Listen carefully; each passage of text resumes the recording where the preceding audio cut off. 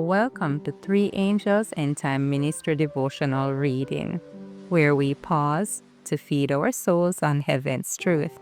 Today, August 15th, we will continue to read from the book To Be Like Jesus by Ellen G. White. And the topic for today is Nature is Guided and Upheld by the Creator. But before we begin, let's pause to listen to the song of meditation.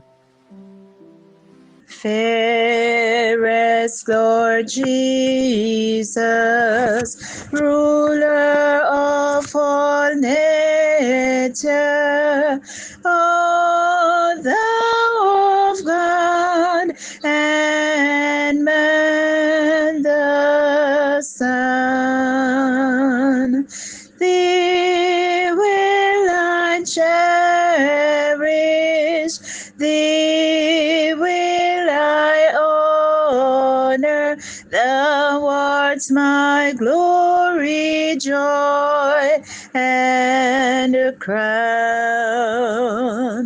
Fair are the meadows, fairer still the woodlands, robe in the blooming garb of spring.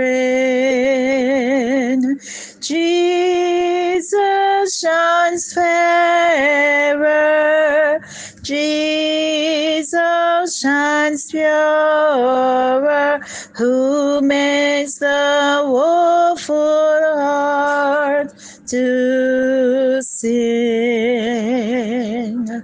Fair is the sunshine, fairer still the moonlight, and all the twinkling starry host.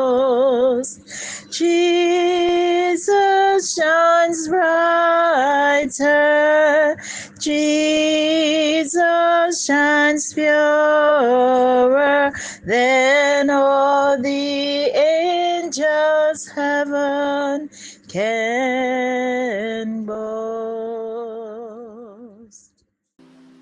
I hope you were blessed by that song. Now let us pray. Our Father, who art in heaven, thank you for giving us this privilege to pause and to read through this inspired word. It is you who made us and not we ourselves. It is you who created everything in heaven and here on earth. Everything around us is a lesson book for our development in you. Help us, Lord, not just to look, but to see. Help us, Lord, not just to listen, but to hear. Help us, Lord, not just to read, but to understand.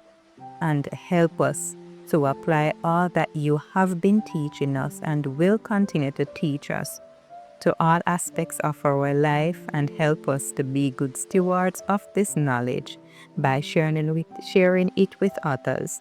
This we ask for in Jesus' holy name we pray. Amen.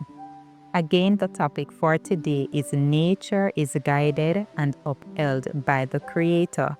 And the scripture reading is taken from Psalms 147, verse 7 and 8. It reads, Sing unto the Lord with thanksgiving. Sing praise upon the harp unto our God, who covereth the heaven with clouds, who prepareth rain for the earth, who maketh grass to grow upon the mountains. Many teach that matter possesses vital power. They hold that certain properties are imparted to matter, and it is then left to act through its own inherent power, and that the operations of nature are carried on in harmony with fixed laws that God Himself cannot interfere with. This is false science and is sustained by nothing in the Word of God. Nature is not self-acting. It is the servant of its creator. God does not annul His laws nor work contrary to them, but He is continually using them as His instruments. Nature testifies of an intelligence, a presence, an active agency that works in and through and above its laws. There is in nature the continual working of the Father and the Son. Said Christ, "My Father worketh here, and I work." God has finished His creative work, but His energy is still exerted in upholding the objects of His creation. It is not because the mechanism that has once been set in motion continues its work by its own inherent energy that the pulse beats and the breath follows breath. But every breath, every pulsation of the heart is an evidence of the all-pervading care of Him in whom we live and have our being. It is not because of inherent power that year by year the earth produces its bounties and continues its motion around the sun. The hand of God guides the planets and keeps them in position in their orderly march through the heavens. It is through His power that vegetation flourishes, that the leaves appear and the flowers bloom. His word controls the elements, and by Him the valleys are made fruitful. He covers the heavens with clouds and prepares rain for the earth. He maketh grass to grow upon the mountains. He giveth snow like wool. He scattereth the hoarfrost like ashes. When He uttered His voice, there is a multitude of waters in the heavens, and He causeth the vapors to ascend from the ends of the earth. He maketh lightnings with rain, and bringeth forth the wind out of His treasures. His care is over all the works of His hands.